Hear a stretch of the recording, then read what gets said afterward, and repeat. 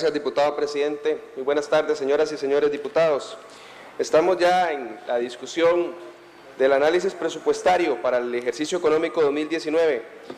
y presentamos en la sesión anterior un dictamen de mayoría suscrito por la fracción de Liberación Nacional, por el diputado Peña de la Unidad Social Cristiana y por diputados de la fracción de Restauración Nacional. Un dictamen de mayoría que trajo a esta Asamblea Legislativa un recorte presupuestario importante, una propuesta para poder abordar la autorización de gastos por más de 10.9 billones de colones. Un presupuesto, como ya se ha advertido, con 53.5% que se financia con deuda, en donde es la primera vez en la última década que esto sucede. Nunca antes había pasado que tenemos que pagar mayor endeudamiento para tener un presupuesto el otro año. Y el segundo elemento también importante en discutir, y es que la partida de amortización es mucho más grande que la partida de remuneraciones. Cada vez que se logre pagar con costos un salario en este país, vamos a tener que hacer un esfuerzo mayor porque tenemos que así pagar la deuda. Esas son las circunstancias que nos rodean en el trámite y la discusión de este proyecto presupuestario. Un proyecto también que tuvo en la Comisión de Asuntos Hacendarios por muchísimo tiempo a los jerarcas institucionales respondiendo a las consultas de los diputados que participaron, de los informes de la Contraloría, de los informes de la Asamblea Legislativa, haciendo alusión a cuál era la solicitud que estaban haciendo y cuál era el criterio que se estaba propiciando para distribuir estos recursos. Un presupuesto que cada vez va en aumento por el tema de la deuda, que el esfuerzo que hizo el Poder Ejecutivo ciertamente nosotros lo reconocemos para poder bajar el irresponsable aumento que venía sucediendo de la administración anterior sin hacer caso de lo que hacían en aquel momento las bancadas de oposición, alertando sobre el peligro de aumentar el presupuesto pero sin antes aumentar los ingresos. Y esa es la circunstancia que nos tiene acá. No hacemos los recortes únicamente porque los queremos o no planteamos normas de ejecución presupuestaria porque a una fracción se le antoja, sino porque irresponsablemente nos dieron una situación al día de hoy que nos ha hecho no solamente un desgaste enorme en la aprobación del 20.580 en primer debate, sino que paralelamente, como lo hemos sostenido en nuestra bancada, de también presionar por la parte del gasto, de paralelamente ir con el Ministerio de Hacienda y en esa Comisión de Asuntos Hacendarios revisar partida por partida la ejecución que se viene dando y también los destinos que se crean. Y eso es una reflexión que yo quiero dejar acá de lo que fue este dictamen y que hoy estamos discutiendo. El estado de necesidad que dijo el gobierno de Luis Guillermo Solís, el ex vicepresidente don Elio Fallas y ministro de Hacienda, para abordar los últimos presupuestos que indicaban que los recursos que se iban a recaudar tenían que ser priorizados por parte de Hacienda. Y ciertamente en aquella oportunidad se discutía un abultado presupuesto, pero sabiendo que los recursos, los poquitos recursos que iban a ingresar, los iba a destinar el Ministerio de Hacienda por el estado jurídico de la necesidad que estableció el exvicepresidente Elio Fallas. Y eso permanece. El presupuesto para el año entrante también se enmarca entre un estado de necesidad, porque no hemos logrado irresponsablemente atender esa medida que hizo Luis Guillermo de aumentar un presupuesto en aquella oportunidad del 19% y que ha venido incrementándose año con año. Si el aumento quizás hubiese sido menor, hoy tuviéramos una situación fiscal tal vez menos comprometedora y con la posibilidad de atender un presupuesto con menores recortes, con menores problemas para poder ejecutarlos. Lo que más me preocupa de este presupuesto para el próximo año es la expectativa que le generamos al país, porque nosotros discutimos un machote, un plan de gastos donde se incrementan por inflación todas las partidas, donde no se generan muchos proyectos adicionales, pero que es incierto si vamos a tener los recursos para financiarlo, porque el Ministerio de Hacienda tiene que ir a colocar en todas sus etapas los bonos para poder recaudar los recursos y distribuir y poder financiar este presupuesto. Y si no existe la posibilidad de hacerlo por parte de deuda, por parte de ingresos también tenemos que darle la herramienta. Hace pocos días votamos un presupuesto extraordinario en donde la recalificación de ingresos era a la baja, en donde la misma Contraloría nos decía que la expectativa de ingresos en aquel momento iba a fallar por poco más de 100.000 millones de colones y que eso automáticamente teníamos que solicitarlo en un pedido de deuda para poder finalizar el año. Las normas de ejecución presupuestarias que presentó la fracción de Liberación Nacional en la Comisión de Asuntos Hacendarios son absolutamente novedosas. Es esa posibilidad que le estamos dando los legisladores y las legisladoras al Poder Ejecutivo para que ejecute. Y muchas veces de forma errónea calificamos mal a un jerarca porque no ejecuta sus recursos. Porque creemos que el jerarca más capacitado es el que ejecuta el 100% de los recursos, cosa que no es cierto. Porque podemos tener cada vez más ministros y ministras con mejores posibilidades de ejecutar recursos con los menores índices de endeudamiento y ser más efectivos y poder también devolverle al país los recursos que nos autorizaron, pero que cumplimos las metas con menores opciones de recursos. Y eso es lo que hacemos en nuestra moción, en donde el año pasado se ejecutó cerca del 8% del presupuesto, nosotros la autorizamos en 7%. Dándole un ahorro al país de más de 20.600 millones de colones. Y en la situación del PANI, una institución que todos aquí apreciamos y queremos, y que yo estoy seguro que el diputado Villalta también se suma en esta apreciación, porque así lo hizo el Frente Amplio en la legislatura anterior, de defender el presupuesto del PANI, aunque no pudiera gastarlo, porque no tenía las posibilidades de gastarlo. Muchas veces no es cuánto le damos a una institución, sino cuáles son los proyectos y cuánto puede utilizar, dependiendo de sus recursos, de su capacidad instalada, de sus programas también, para poder ejecutarlos. Y esa moción lo que indica es que le autorizamos el 65% del gasto y el restante recurso hasta que logre ejecutar esa parte, para poder tener un control también de los recursos que ingresan a los recursos que se pueden gastar. Y ahí estamos abordando poco más de 26.000 millones de colones que nosotros hemos identificado, también para ayudarle a esa labor que hace el gobierno y que no hizo en los años anteriores de atender el endeudamiento. Y los otros recortes que también aquí posiblemente vayamos a tener el tiempo suficiente para discutir, el recorte del FES, el recorte al Poder Judicial, el recorte también al Tribunal Supremo de Elecciones, a la Casa Presidencial y a la Cancillería en específico, que sumamos poco más de 13.000 millones de colones, son los aportes que le hace la Comisión de Hacendarios en un dictamen a este plenario, en donde viene un presupuesto, una autorización de gastos con menos 60.000 millones de colones, donde el país va a tener que endeudarse menos, en donde la acongojante situación que vemos a la ministra de Hacienda de luchar para que poder cambiar las condiciones de la economía costarricense y que se atrevan los inversionistas a apostar en bonos del Estado para financiar, va a ser en menor medida, porque esa comisión fue consecuente no solamente con la aplicación de ingresos, sino también con la utilización del gasto, siendo también capaces de poder establecer condiciones y un presupuesto cada vez más balanceado. El congelamiento de plazas que también nosotros hacemos en una norma de ejecución presupuestaria y la posibilidad de erradicar esas viejas mañas que antes habían en los presupuestos y que utilizaba el Poder Ejecutivo, de dejar algunos colchones en unas partidas y que pudieran por medio de un decreto ejecutivo hacer las variaciones y aumentar o disminuir alguna plaza sin que esta Asamblea Legislativa pudiera tener control alguno. Esas son las normas que hace una fracción responsable, que hace una fracción que ha gobernado, que ha utilizado recursos públicos y que sabe de qué manera poder socarse la faja en la situación en la que nosotros estamos. Presentamos específicamente este diputado una moción para que las nuevas solicitudes de alquileres pudieran cotejarse con los espacios que ya tiene la administración pública. Si una institución tiene una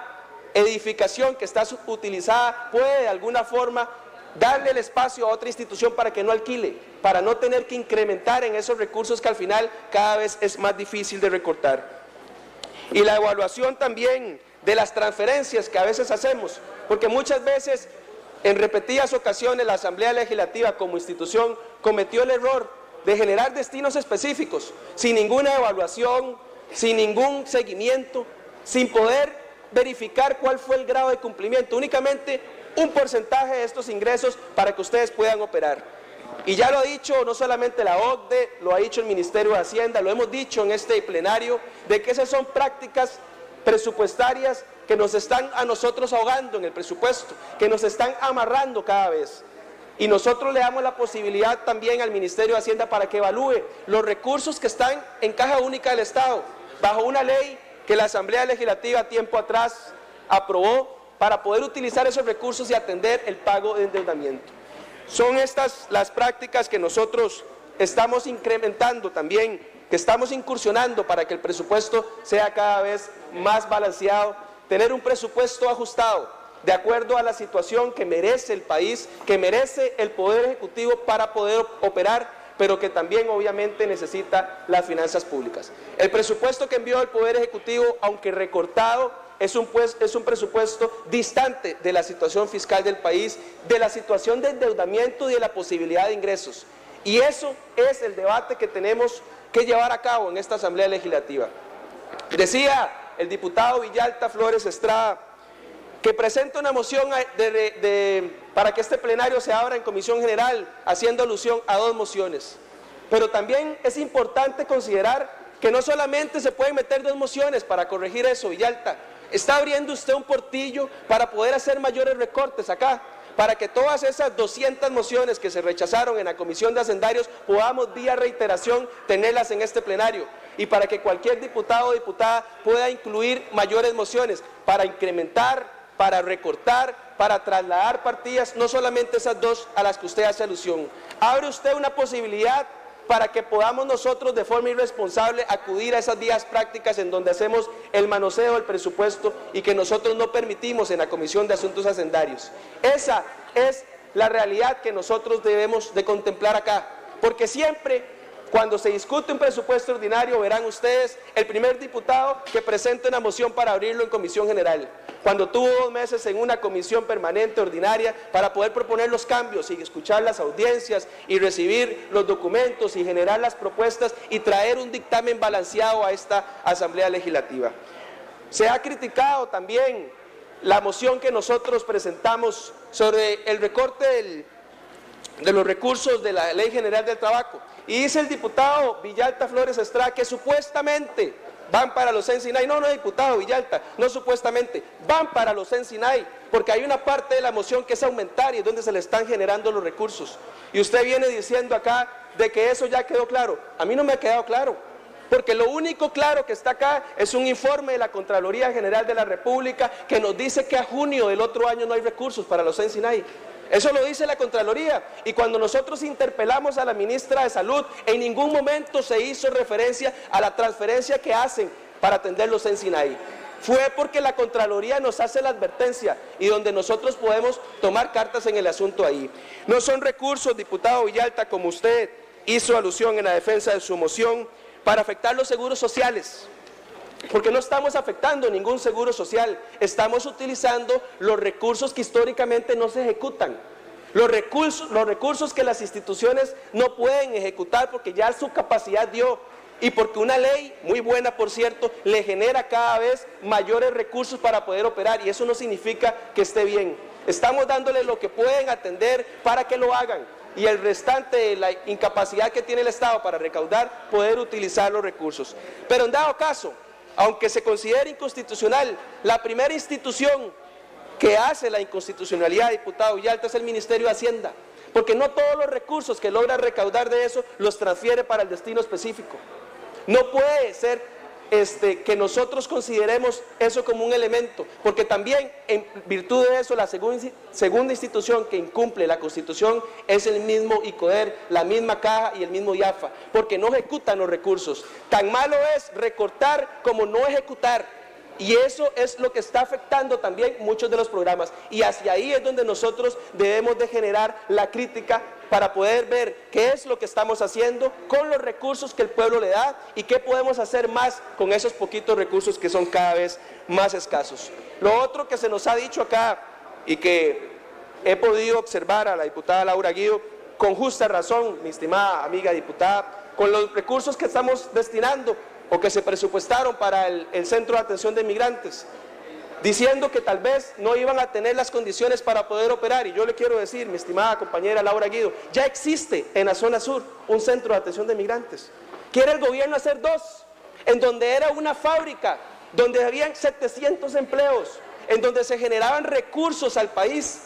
Quiere hacer como prioridad otro centro cuando ya existe uno. Y lo peor no solamente es eso, es que no existe un papel, no existe un perfil de un proyecto que nos diga a nosotros que van a necesitar ese recurso. Puede ser más, puede ser menos. La estructura jurídica del país nos da a nosotros la posibilidad de atender presupuestos extraordinarios. en donde si se presenta una necesidad y un proyecto, podamos nosotros discutirlo, sin decir en este momento que no va a ser prioridad para el año 2019. Lo único que es cierto es que lo que se incluyó y que lo dijo el Ministerio de Seguridad en la intervención en la Comisión de Hacendarios es que no existe ni un perfil, ni un presupuesto, ni un plano, ni un documento que nos digan que van a utilizar esos recursos para la atención del centro de migrantes, y que ya existe uno y que no nos han planteado qué van a hacer con ese otro centro. Porque lo que ha generado acá práctica es que nosotros presupuestamos nada más porque sí,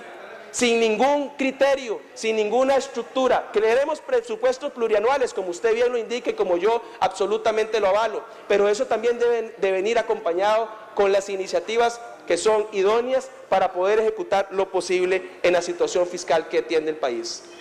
Este presupuesto es, obviamente,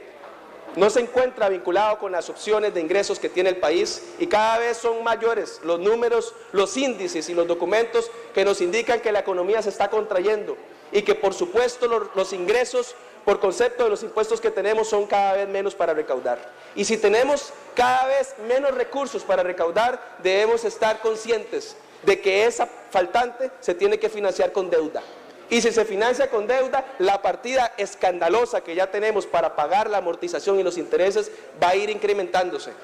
involucrándonos en una bola de nieve donde al final del día vamos a también que ser corresponsables, porque esta Asamblea Legislativa debe también cumplir con revisar lo que se está presupuestando y cómo se está ejecutando.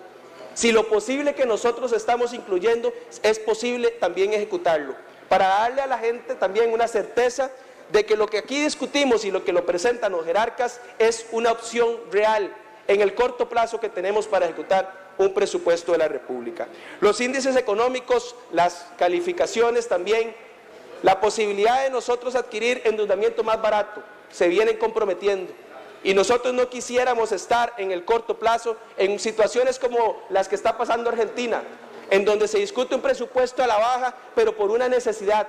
porque el estado de la necesidad le indica el cierre de instituciones, el cierre también de programas, el recorte de personal, el recorte de ayudas sociales. Y ante eso, prefiero también acá establecer mi posición rigurosa, desde una comisión de asuntos hacendarios hasta las mociones que presentamos, para evitar también que se pueda incrementar ese peligroso sistema de endeudamiento que tiene el país.